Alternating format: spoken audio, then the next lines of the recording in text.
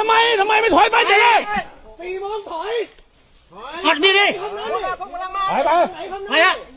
บอกให้ถอนออกแต่แรกแล้วมาทำทำไมเข้ามาทำไมล่ะถอยหัดดีดิถอยไปดันกันมาเลยดันกันมาเนี่ย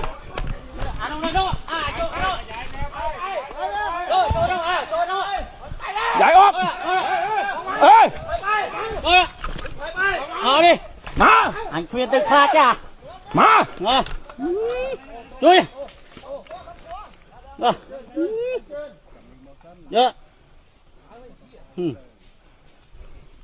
บอกว่าเขาไปอีกไงนี่เลยเยอะเด็ดไอ้ใหญ่เคลียร์ตามมากี่เคลียร์มันตายไปกันเลยไปถอยไป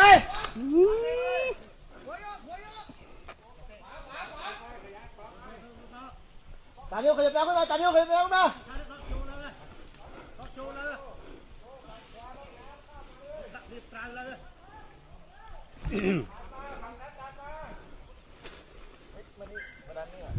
ขึ้นมาอีกครับขึ้นมาเลยขึ้นมาดันขึ้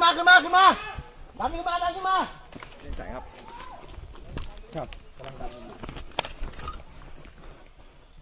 มาอีก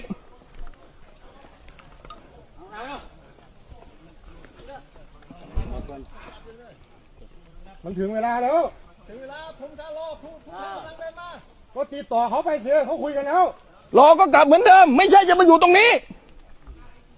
บอกยังไงไหม